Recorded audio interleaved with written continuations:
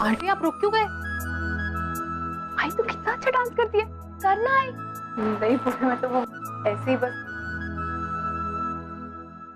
Aunty मुझे एक idea आ रहा है, हमारे साथ साथ आप भी पार्टिसिपेट कीजिए ना इसमें। पागल हो गई थे। ये सारी बातें छोड़ो, चलो तुम लोग जल्दी से रिहर्सल करो। मुझे कोई डांस वांस नहीं करना तुम लोग, चलो करो।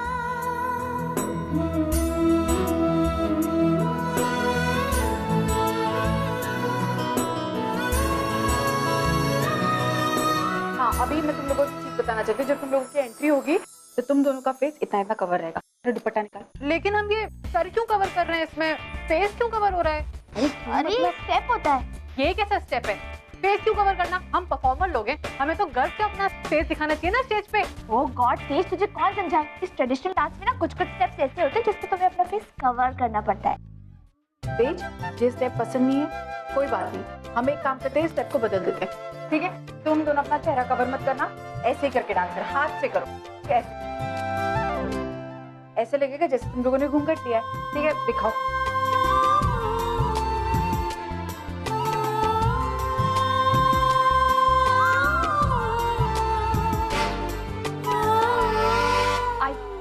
आई मैंने ऑफिस के लिए निकलती हूँ, मेरे को बहुत लेट हो रहा है, ठीक है? तू तेज को सिखा दे, ठीक है? ठीक है, हम सब पहुंच जाएंगे। और हाँ सुन, अगर कोई भी काम हो ना तो मुझे फोन कर देना, ठीक है? अरे मंजू, सुना तुमने? क्या? पूर्वी की सगाई पक्की हो गई है। क्या? हाँ हाँ, विनोद, क्या कह रहे हो तुम? अभी अभी आई का फोन आया था। कितनी खुशी की बात है ना। वो कहते हैं ना, जब बप्पा देता है ना तो झोली भर भर के देता है। मुझे तो लगता है हमारे घर पर भी बप्पा की कृपा हुई है। अब देखो ना, पूर्वी और पुन्नी दोनों बहनों की शादी इसी साल हो जाएगी।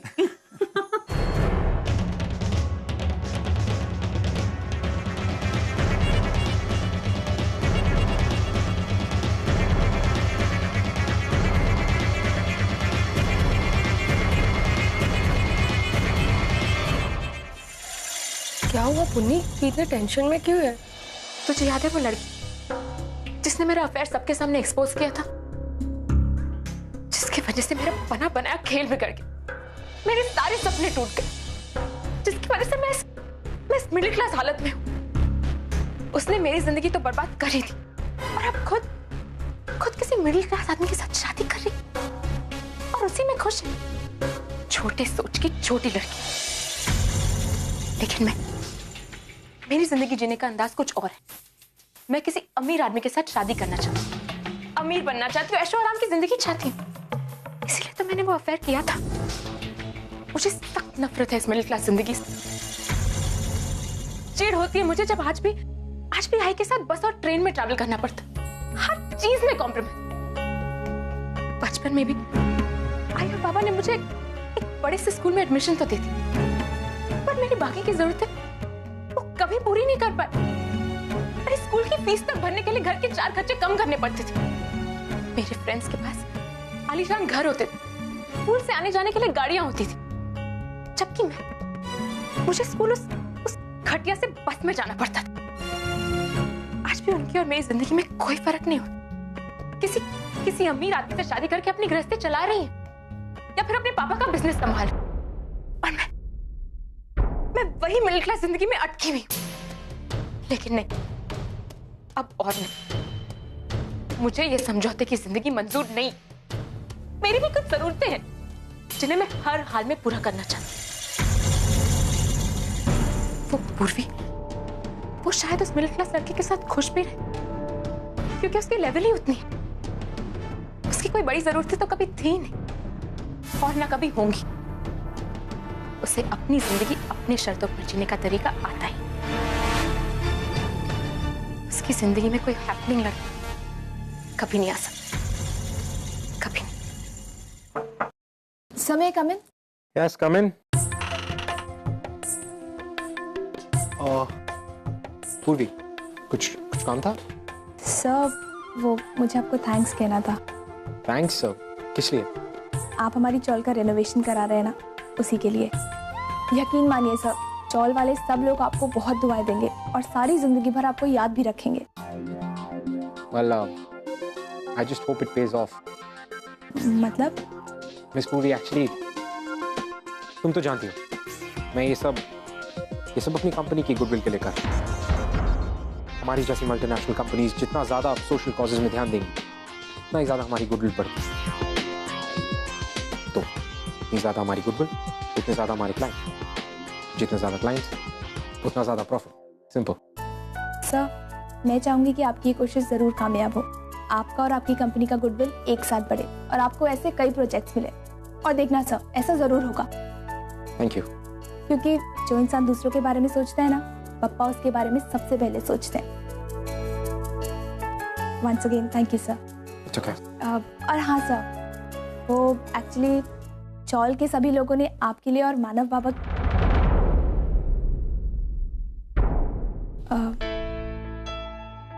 कि मानव सर के लिए एक कल्चरल प्रोग्राम ऑर्गेनाइज किया है। मैं चाहती हूँ कि आप भी उसमें जरूर आए।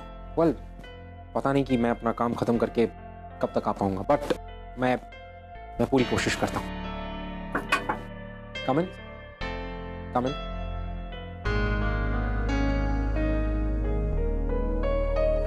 सर, ये फ्लावर्स हैं आपके लिए। Well, हम सबकी तरफ से। थैंक यू, बट किस लिए? यूँ तो हम आपका जितना भी शुक्रिया अदा करें उतना कम है, क्योंकि आपने ना सिर्फ हमारी सैलरी बढ़ाई है बल्कि कंपनी के बॉन्ड्स भी हमें दिलाए हैं, जिसकी वजह से कंपनी के होने वाले हर प्रॉफिट में छोटा सा ही सही लेकिन हमारा भी हिस्सा होगा। सर, वैसे तो हम सब इस कंपनी को पहले से अपना मानते हैं, लेकिन आज आपने उस अपनेपन को और बढ़ा दिया। Thank you sir. सर, जब आप पहली बार इस कंपनी में आए थे और हम लोगों को टर्मिनेट कर दिया था तो हम लोगों को आप पर बहुत गुस्सा आया था। एज ए बॉस हम लोग आपको हमेशा गलत समझते रहे, लेकिन आपने हम लोगों की सैलरी बढ़ाकर हमें हमारी सोच बदलने पर मजबूर कर दिया। सर, जो विश्वास आपने हम पर दिखाया है उस पर खरा उतरने की हम लोग पूरी कोशिश करेंगे। Well, मिस्टर सतीश, आप जैसे एम्प्लॉयज को टर्मिनेट करना मेरी एक भूल थी। मैं नहीं जानता था कि आप लोगों की कैपेबिलिटीज क्या हैं, और ये आपको एक रेस देकर मैंने सिर्फ अपनी भूल को सुधारने की एक छोटी सी कोशिश की। So I hope it works for you. Sure sir. Thank you very much.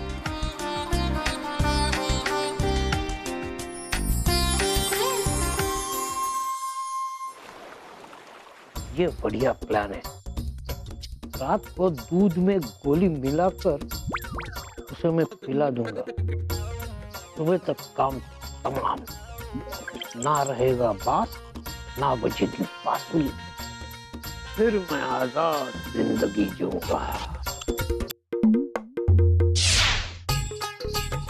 बुड्ढा शायद मुझे मारने का प्लान कर रहा है, लेकिन उसे मालूम नहीं मैं उससे कम नहीं हूँ। रुक बुड्ढे, पहले तुझे पहुंचाऊंगे, बाद में मैं जाऊं।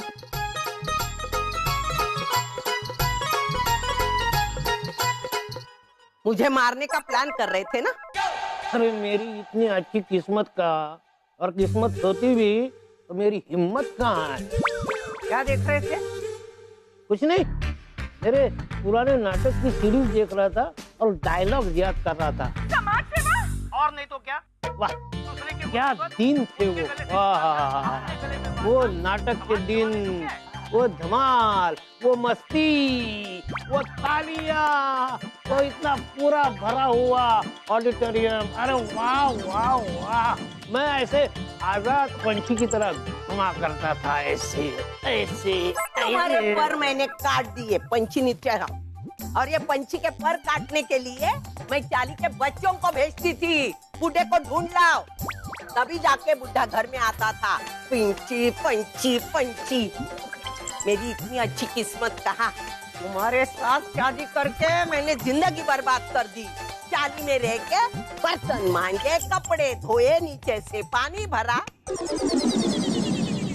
लेकिन मेरा बेटा, उसे पता चला अपनी माँ कितनी थकती है। उसने अपनी माँ के लिए कनाडा में मुझे लाके बिठाया। वाह वाह वाह, ऐसी जिंदगी मैं पहले से डिजर्व करती थी।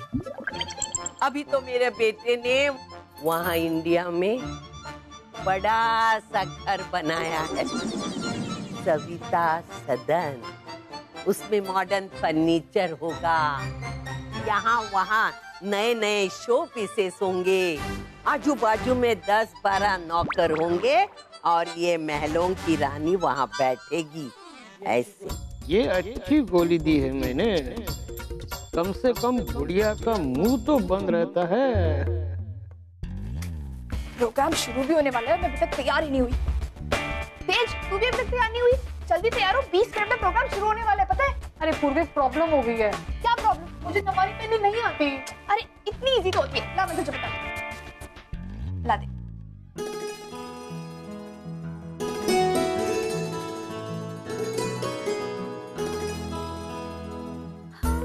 पूर्वी, तू कितनी लकी है ना, तुझे अर्चना आंटी जैसी आई मिली है। काश मुझे भी ऐसी आई मिली होती जो एटलीस्ट डांट डपट के मुझे ये साड़ी वाड़ी बांधना सिखा देती। तेज, तूने कभी अपनी आई से मिलने की कोशिश नहीं की?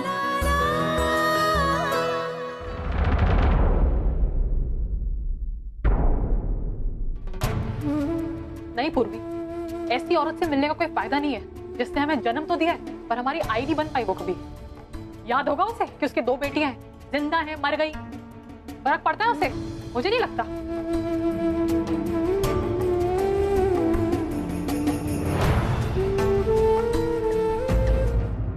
भाइयों और बहनों, जैसा कि आप सब जानते हैं, हमारी चौल ने अपनी उम्र के 50 साल पूरे कर लिए और इसी खुशी के मौके पर हमने इस फंक्शन का आयोजन किया है। और आप सबको ये जानकर और भी खुशी होगी कि इस शहर के जाने माने बिल्डर इस फंक्शन में पधार रहे हैं।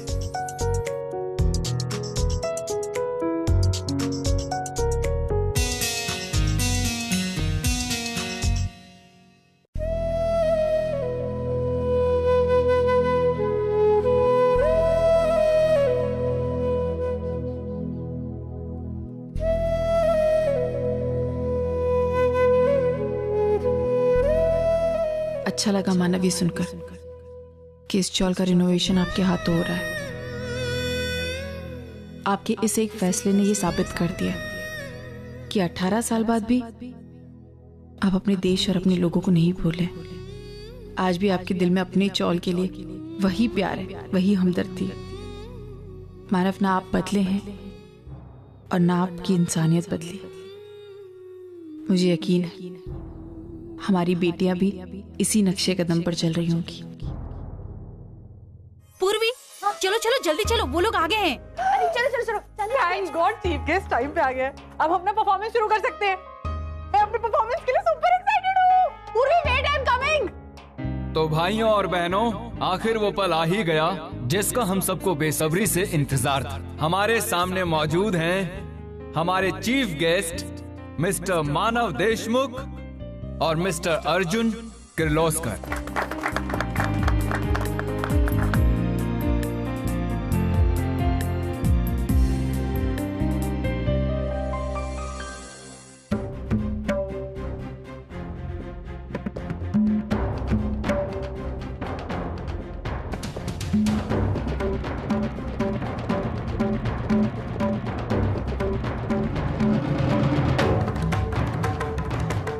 ओह नो, बाबा यहाँ है, वो भी चीफ गेस्ट बनकर। मर गई तेजू। अब अगर उन्होंने तुझे देख लिया तो भाग। लेकिन नहीं, इस तरह परफॉर्मेंस छोड़कर भाग भी नहीं सकती।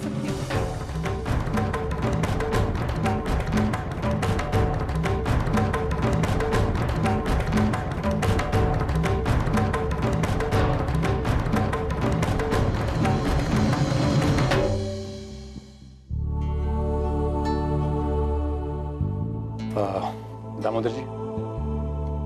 अरे ठीक है सर, आइए आइए। आज आप सही वक्त पे आ गए। वो भी घर पे ही है। वो भी बेटा? नहीं, मैं आपसे बात करने आया हूँ। मुझसे? जी। क्या बात है सर? सब कुछ ठीक है ना? हाँ। आप बैठिए ना, प्लीज। बैठ के बात करते हैं। मेरे बेटे अर्जुन को मानव और अर्चना के बारे में पता लग गया। आप तो जानते हैं कि अर्चना हमारे इंडिया के ऑफिस में काम करती है।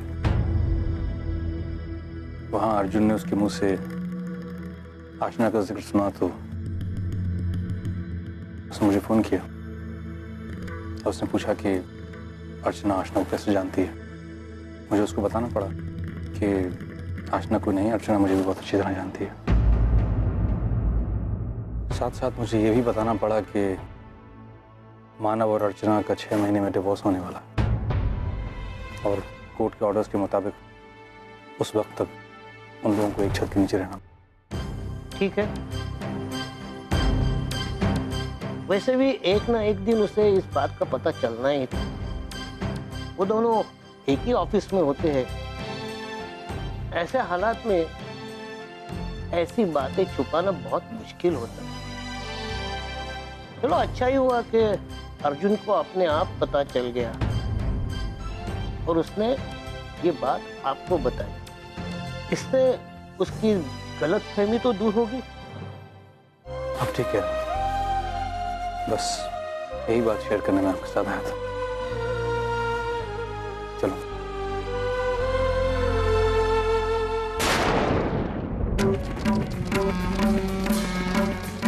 इसका मतलब पापा वहाँ सविता सदन के लिए नहीं रुके हैं, बल्कि आजी से और हम सबसे झूठ बोलकर वहाँ उस औरत के साथ रह रहे हैं। और अब शुरू होने जा रहा है आपके सामने आज की शाम का पहला डांसिंग परफॉर्मेंस।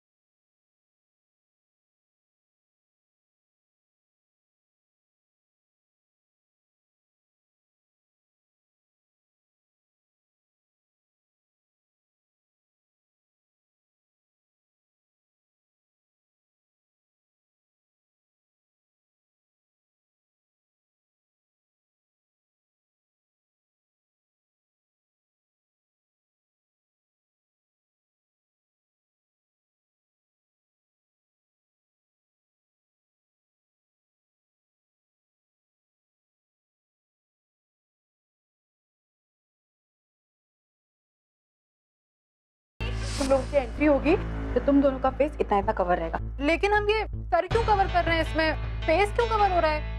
अरे स्टेप होता है। ये कैसा स्टेप है? फेस क्यों कवर करना? हम परफॉर्मर लोग हैं, हमें तो गर्व से अपना फेस दिखाना चाहिए ना स्टेज पे। ये लड़की घूंघट में क्या करी? जब मैं सिखा रही थी घूंघट में, तब बोली नहीं घूंघट में नहीं आ रहा।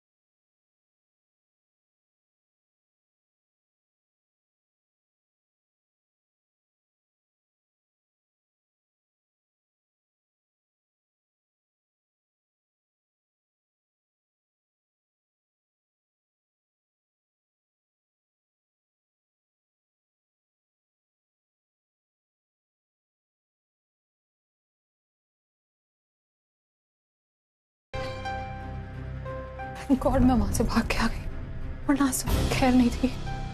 ना तो मैं अपनी परफॉर्मेंस बिगाड़ सकती थी और ना ही मैं अपना घूंघट उठा सकती थी। क्या कर तेज, तो इस तरह पीछे क्यों आगे डांस छोड़कर? मुझे मजबूरन वहां से भागना पड़ा आंटी। लेकिन क्यों? क्योंकि मेरे बाबा सामने बैठे हुए थे। अगर मैं थोड़ी देर और वहां पे रुकती ना तो वो मुझे देख लेते। तुम्हारे बाबा यहाँ पर आए? हाँ, इनफैक्ट मैं भी बहुत शॉक्ड हूँ। इसीलिए तो आधी परफॉर्मेंस छोड़ के बीच में से भाग के आई हूँ। तभी तुम घूंघट में डांस कर रही थी, है ना?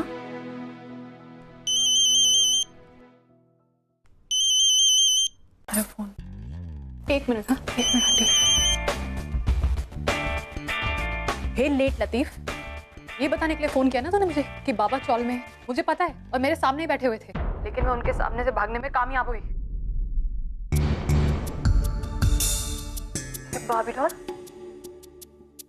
बाबीडॉल तो रो क्यों रही है? पापा ने अब मुझसे कितनी बड़ी बात छुपा के रखी, हमसे झूठ बोला, और अब तो वो उस औरत के साथ भी रह रहे।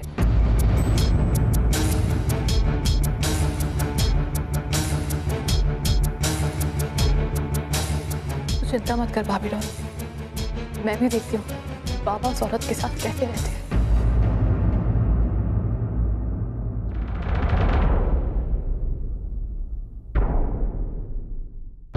तेज, क्या हुआ? आंटी, मेरे बाबा ने हमसे झूठ बोला है। उन्होंने हमसे कहा था कि वो हमारी आई की शक्ल जिंदगी भर नहीं देखेंगे, और अब वो झूठ बोल के उनके साथ रह रहे हैं। तो क्या कह रही? मेरी समझ में नहीं आ रहा है, मुझे अच्छे से बता तेज, क्या हुआ है? आंटी, मेरे बाबा और मेरी आई का डिवोर्स होने वाला है। कोर्ट ने उन्हें साथ रहने की परमिशन दी है 6 महीने के लिए। इस प्रोसेस के दौरान वो उनके साथ रह रहे हैं, और उन्होंने हमसे झूठ बोला कि वो इंडिया बिजनेस के सिलसिले में आए हुए हैं। तेज, कौन है तुम्हारे पापा? तुम्हारे बाबा का नाम क्या है? आंटी, आप उन्हें बहुत अच्छे से जानती हैं, आपके बॉस हैं वो।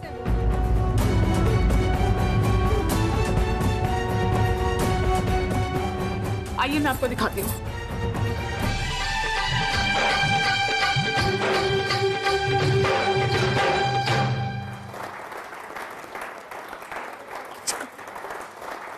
वो देखिए आंटी, वो रहे मेरे बाबा, मिस्टर मानव देशमुख।